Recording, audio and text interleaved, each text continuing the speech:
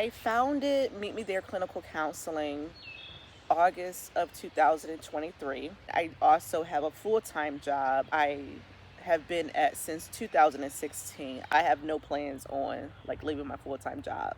I know for myself, I will always keep a small clientele. Yeah, I'm all about balancing my work, my home life, being able to be out here, sitting in my yard on a Sunday and just chilling. I don't want to have to be worrying about doing progress note. When I'm at work, I'm at work. And when I'm home, I really try to be like at home. Like there are certain times I might have to send an email or respond to text messages and be on certain calls. But because I'm coming up on 2 years, August of this year. So like a year and a half of like running a business. And I've been an entrepreneur before. It was a business geared towards like college tours, in particular, going to historically black colleges and universities in the South and doing these college tours for the kids up here, like in the Bridgeport area. And then it kind of transitioned into like entertainment type stuff where I was working with or collaborating with an entertainment group, these young guys that were doing like party promoters, I should say, right? That was doing party promotions. We would go to Canada. They mostly did Canada, like Montreal. Did we do Toronto? I don't know. But so I would help them organize those events. And so but for my heart, for the things that I wanted to do, it was more so with the college, aspect of, encouraging young kids to go to college. So they were more on this spring break. Let's go party up in Montreal. Let's hit up all the nightclubs and things like that. And that was great. I made money off of that.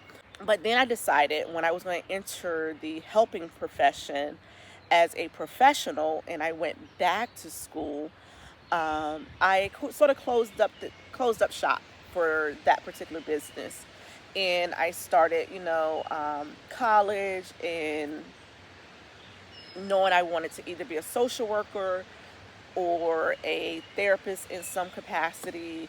Wasn't for sure if I was going to go social work, counseling. So I spent a lot of years just kind of debating. So I got my bachelor's in psychology.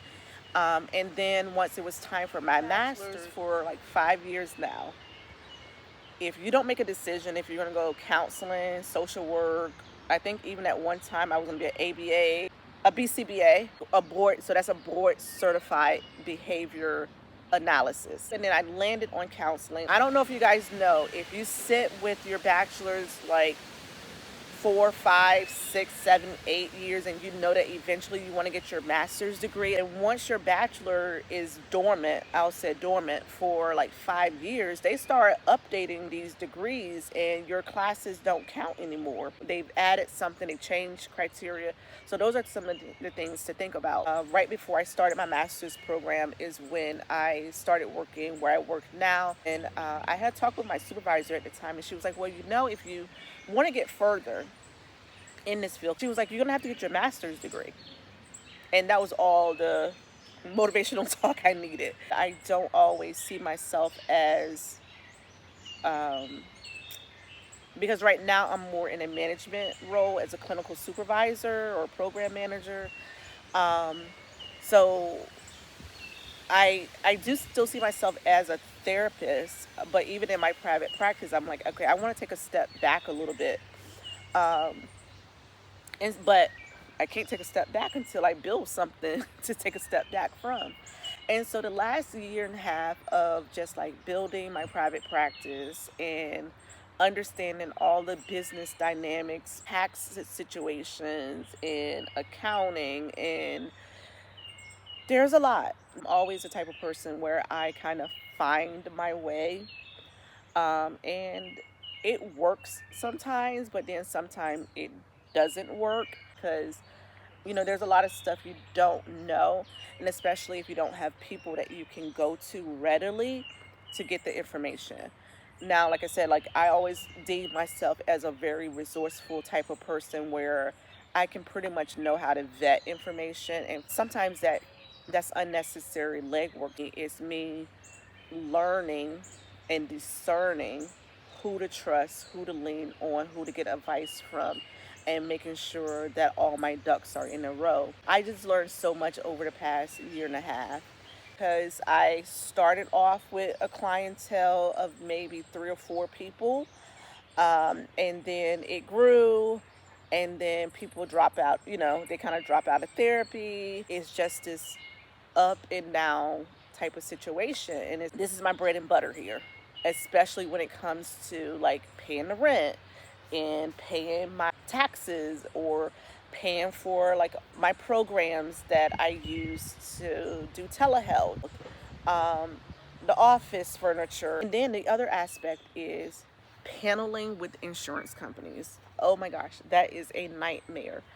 They feel like they don't have to pay you, or that they can pay you whatever they want. They can discount your rate. Where's the bill cycle? Like, how are you guys cycling out your payments? It really throws you off when you are kind of relying on insurance to do their part of paying for your services.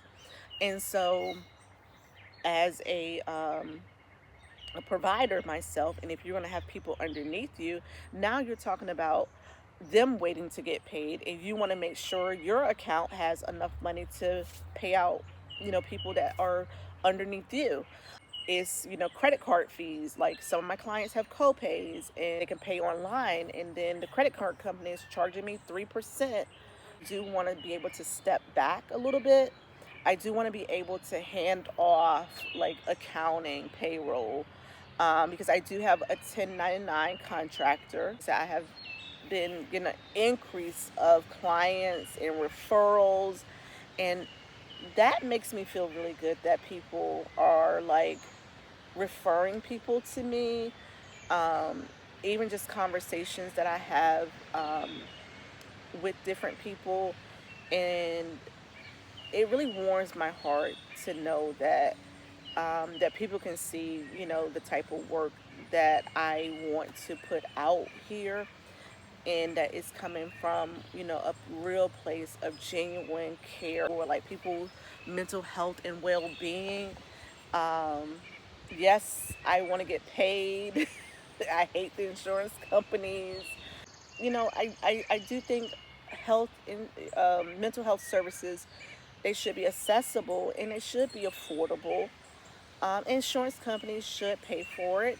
Again, like, I like doing these type of therapist thoughts or these types of videos to share my content. But at the end of the day, I also enjoy the work and the fulfillment of the work that I do, meeting one on one with my clients. Yeah, I also enjoy my work life balance. Really, like I said, like having like the connections and being able to discern, like, okay, this person is someone I want to connect with, right? They kind of have the same type of ideas in, or their work style is kind of similar to mine's, or even sometimes even celebrating the differences me into my business, right? So you don't have to do everything exactly the way that I do, but just having like uh, a fundamental approach of like doing no harm, unconditional positive regard, being able to meet the clients where they are, just having, just sheer genuineness and authenticness. Why can't I say a word? But just being authentic, right? Yes, we all want to get paid, but not just looking at it as a paycheck. That, like, knowing for me, I don't want to be like sitting in front of my computer or sitting in my office, right? Like, one goes in, comes out, and then the other one goes in. And I'm not giving myself like 15, 20 minutes to be able to decompress and write a note. You start to block off times.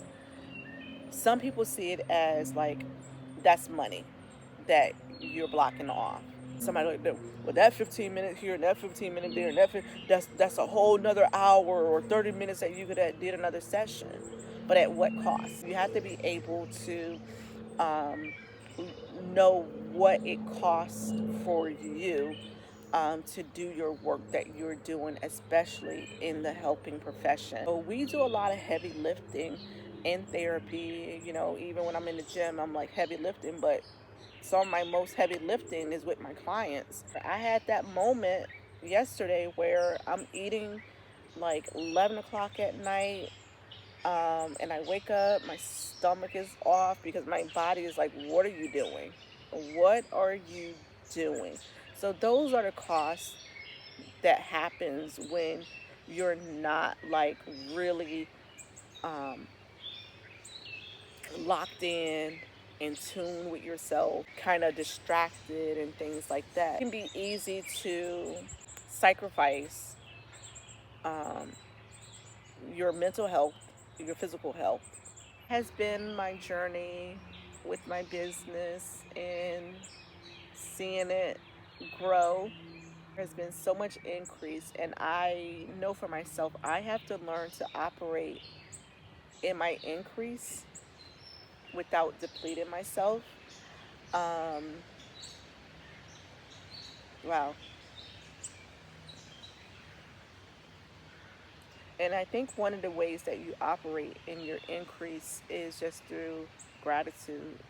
Because often we're chasing the next thing, the next thing, the next thing, um, and just being just grateful, you know, grateful for my full time job, grateful for my private practice, and grateful, like I said, for the people who recommend me, um, who speak good things about me and my business, who think about me and my business when they're like, oh, I'll add your business as a to refer, and I'll get like really like worried, right? Because again, like I said, I don't want to deplete myself because I'm taking the referrals, taking the referrals, taking the referrals, and finding like, okay, how can I meet these needs, right? I'm meeting these people there, but how can I meet all of their needs?